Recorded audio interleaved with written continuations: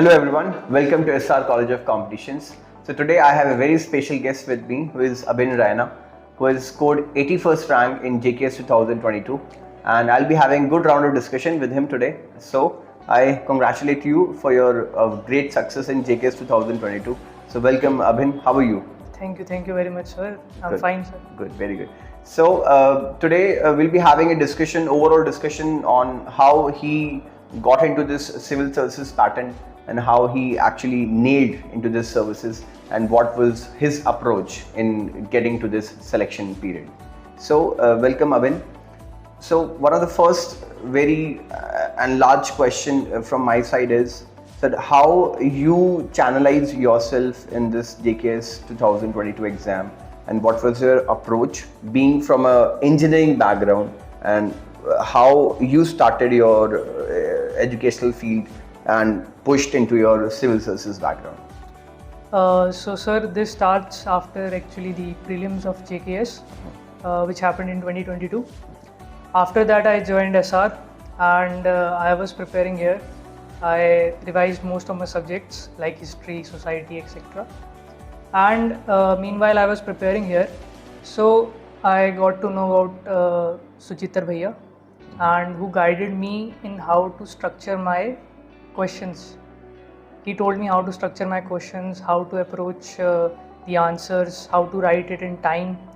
I started practicing numerous model answers, numerous mock tests. So this is how I was able to get into what really JKS mains is. So because of that, I was able to score good and get into the list. Right. So I just want to know what was your educational background and how you started your pre-education and pushed towards your civil services examination. Sir, actually I've done my BTech in mechanical from Shri Mata Vaishno Devi University. Right. And sir, after that, from 2021 itself, after my graduation, I started preparing for civil services. So this was my first attempt, and pushing towards it was because I liked history actually. And so I thought that since I loved history and I'm also acquainted with other subjects too, so I thought ki this would be easy. So when I started actually preparing, but it felt tough actually. But with guidance of this institute, Praveen sir, you itself, and Suchitar Bhaiya mainly, I was able to get the knack of it. कि exam कैसा है, उसमें कैसे paper लिखते हैं, कैसे मुझे answer लिखने हैं, कैसे मैं उसको टाइम में कंप्लीट करूँगा, ज़्यादा से ज़्यादा मॉक टेस्ट दूँगा, उनको अच्छा से अच्छे उसमें कीवर्ड्स डालूँगा, उसमें एडिशन करूँगा ताकि मेरे मार्क्स अच्छे बने, ताकि मेरा स्कोर अच्छा है. तो वो सारी चीज़ें थी. इंस्टीट्यूट का बहुत बड़ा रोल है इसमें, क्योंकि काफ़ी चीज़ें होती हैं जो आपको अकेले समझ नहीं आ सकती हैं. तो इंस्टीट्यूट आपको एक पुश देता है. तो यहाँ पे मुझे वो पुश मिला एक्चुअली में कि एक्चुअली में एग्ज़ाम है क्या. तो वो पुश मुझे मिला, तभी मैं जाके एक्चुअली में एग्ज़ाम में अच्छा परफॉर्म कर पाया. राइट. एक पैटर्न ऑब्जर्व हो रहा है आज की डेट में सिविल सर्विसेज में that engineering students are going towards civil services examinations and what I have noticed personally from last 8 months of analysis of Abhin that he was a very dedicated person. In class also, he was very regular in the class and he was fetching all of his informations and knowledge in a very meticulous manner, and that is very much important for aspirant like Abhin, and who has really outperformed in this particular examination. So yes, absolutely, one of the good questions is that mechanical engineering से अब एक civil servant, right? It's a very big transition which he has observed. So now the next round of discussion for this particular pattern is कैसे आपने एक optional को choose किया, because being from an engineering background and now going for optional like history, a difficult task because it's all a game of 500 marks, right? So how you started this and how you prepared your model for the optional subject in civil services? Sir actually starting से मुझे history काफ़ी पसंद थी. मतलब as far as I can remember 6th-7th class, तो मैं तब से ही पढ़ रहा था हिस्ट्री. तो मुझे स्टोरी सारी पता थी कि हिस्ट्री क्या होती है, किसने क्या किया है. तो जब मैं यहाँ पर आया तो फर्स्ट डे आई रिमेंबर कि मैंने कुछ आंसर लिखे हुए थे जो मैं अकेले घर पे बैठ के लिखता था। तो जब मैंने सर को दिखाया, जैसे कश्यप सर को दिखाया, तो तब उन्होंने मुझे एक चीज़ नोट आउट की कि ऑल्दो आपने ठीक लिखा है, सारी डिटेल हैं, पर ये एक्चुअली में जैसे 10 मार्कर्स होते हैं कि 7 मिनट्स में कंप्लीट करने हैं और 15 जो है 10 मिनट्स में कंप्लीट करने हैं, तो वो ये इम्पॉसिबल है इसमें जैसे आपने लिखा है। तो वो जो चीज़ थी कि यहाँ पर आकर पता चला कि आंसर लिखने कैसे हैं। तो ट्रांजिशन का मुझे इतना इशू नहीं था, मुझे ऑलरेडी क्लियर था अगर मैं कभी भी सिविल सर्विसेज का पेपर दूंगा तो मैं हमेशा ही हिस्ट्री से ही दूंगा, क्योंकि मुझे उसमें कॉन्फिडेंस था, स्टोरी का आइडिया था। बस ये था कि लिखना कैसे है, उसको प्रेजेंट कैसे करना है, पेपर में टाइम में कैसे कंप्लीट करना है। तो पहले तो सर ने बताया कि कैसे पॉइंट आउट की मिस्टेक्स की, ये मिस्टेक्स हैं। फिर मैंने selfstudyhistory.com एक साइट है, वहाँ पर उनके प्रीवियस ईयर के मॉडल आंसर्स होते हैं, क्योंकि हिस्ट्री तो कितनी चेंज होगी। तो वो सारे मॉडल आंसर थे प्रीवियस ईयर क्वेश्चंस के, तो मैंने वो सारे पढ़े ध्यान से, उनसे पता चला कि एक्चुअली में लिखते कैसे हैं उनको। और कुछ क्वेश्चन मैंने प्रैक्टिस किए, कोई डेडिकेटेड मैंने वो नहीं कि मॉक टेस्ट नहीं किया उसके लिए, पर क्वेश्चन प्रैक्टिस किया, आइडिया हुआ कि कैसे उनको लिखते हैं। बाकी मैं एक्चुअली में टाइमिंग मेरी बेटर जीएस के मॉक टेस्ट देने से हो गई थी, तो वो इस तरीके से मेरी ट्रांजिशन हुई। राइट। एक connected question from this particular analysis is, क्या हिस्ट्री ऑप्शनल लेकर बाकी जीएस सब्जेक्ट्स में भी हेल्प मिलती है? क्या उसकी अप्लाइड नॉलेज है या एप्लीकेशंस हैं रिलेटेड टू दैट? या सर, जैसे GS1 है उसमें ऑलमोस्ट 1/3 पोर्शन तो वही है, हिस्ट्री है।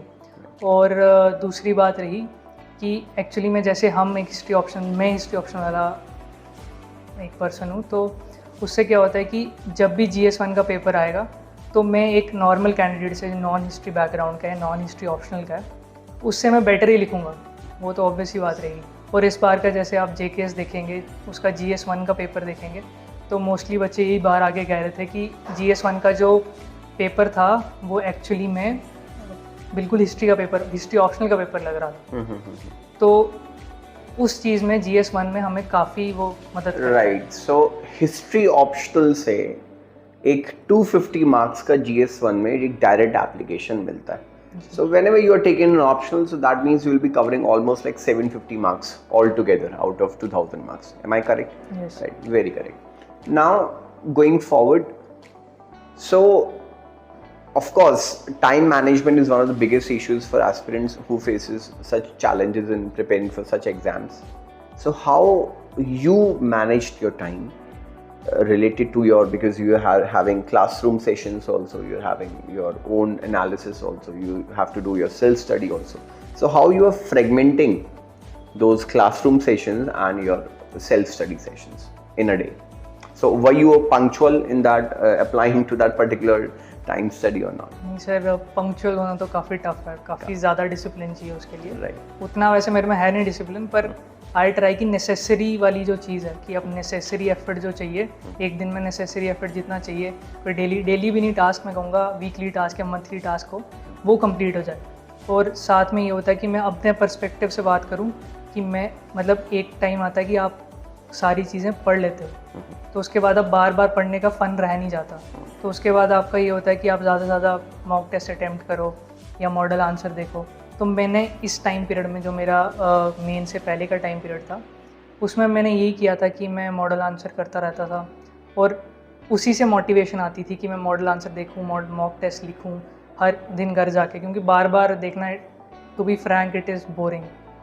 तो वो मेरे लिए एक मोटिवेटिंग फैक्टर था, और साथ में उससे क्या होता था कि मैं अपने दिन को अच्छे से प्लान भी कर पाता था, और ये कोशिश करता था कि एटलीस्ट मैं नेसेसरी एफर्ट दे पाऊँ, कि मतलब बहुत नहीं कि जैसे 7-8 घंटे 10 घंटे दे रहा हूँ, पर एक नेसेसरी टाइम पीरियड दूँ कि जिससे मुझे सेटिस्फैक्शन हो कि आज मैंने डेफिनेटली कुछ सीखा है या कुछ किया है। वो नेसेसरी जो टाइम पीरियड है, it should be around 5 to 6 hours. Yes, sir. Right. So fair enough. This is very important for you that you should manage your time. And based on that, आप जो knowledge gain कर रहे हो उसको apply करना सीखो with respect to your previous answers, analysis or your mock that has been focused by Abhi. Very correct. Now going forward, so now you're into services now. So what next? What is your vision and goal for the future aspirations, and what are your future aspirations? Sir, मेरा तो यही है अभी कि फ़िलहाल तो थोड़ा बहुत से स्लो पीरियड चल रहा है, पर अल्टीमेटली हर कोई एस्पायरेंट यही चाहता है कि वो मेन गोल के लिए ट्राई करे जो सिविल सर्विसेज है।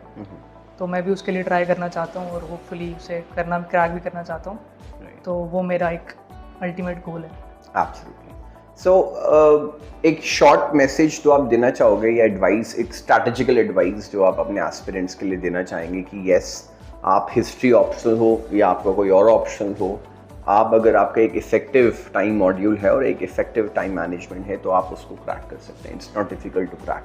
सो what will be your strategical advice to the aspirants? मेरी यही एडवाइस होगी कि फर्स्ट ऑफ ऑल आप सिलेबस जान लें कि सिलेबस है क्या, और फिर उसके बाद आप देखेंगे प्रीवियस ईयर क्वेश्चन क्या है, आपसे पेपर क्या डिमांड कर रहा है। क्योंकि हम यहाँ पे स्कॉलर बनने तो आए नहीं है कि हमने पूरी हिस्ट्री चार्ट लेनी है। तो हमारा यही होना चाहिए कि प्रीवियस ईयर क्वेश्चन देखे, आपको पता है कि ये सिलेबस क्या है। फिर उसके बाद एक टाइम पीरियड के बाद जब आपने पूरी बेसिक अंडरस्टैंडिंग ले ली है हर एक सब्जेक्ट की, फिर उसके बाद आपका एक ही मोटो होना चाहिए, प्री के लिए भी चाहे मेंस के लिए भी, कि आप ज़्यादा से ज़्यादा मॉक टेस्ट दें, ज़्यादा से ज़्यादा मेंस के लिए आंसर लिखें और उनको करने के बाद एनालाइज करें कि क्या गलती की है। फिर उस टॉपिक पे वापस जाएं और फिर उसके बाद एक नया मॉक टेस्ट अटैम्प्ट करें। तो इससे आपके जो लूप होल्स हैं वो जल्दी सॉर्ट आउट हो जाएंगे और मिनिमम टाइम में मैक्सिमम चीज़ कर पाएंगे। Right, very well said that एक तो आप 100% सिलेबस को कवर कर नहीं सकते फर्स्ट ऑफ ऑल। सेकेंडली, आप जिस भी सब्जेक्ट की तरफ जा रहे हो उसके सिलेबस स्क्रीनिंग करनी ज़रूरी है। तो you should know what you have to do to the next level, being a smart aspirant. And secondly, a very important key takeaway from Abhin analysis is that हम कितना भी क्लस्टर कर लें अपने सब्जेक्ट्स को, एंड में वो जो आपकी इफेक्टिव सब्जेक्ट नॉलेज आपने जो पहले गेन की थी वही इंपॉर्टेंट है। और इसमें एक इंपॉर्टेंट चीज़ उन्होंने बोली कि पहले मेंस की प्रिपरेशन आपकी पहले हो जानी चाहिए, then only you are left with your last 3 months preparation of your prelims. That is very effective. Mains to prelims, not prelims to mains. So thank you so much for coming here, Abhin, and it was a very fruitful discussion with you. It was like a really pleasure moment spending with you all in this particular discussion. I wish you a very grand success for your future endeavors, and I wish you will achieve more in this particular sessions. Thank you so much.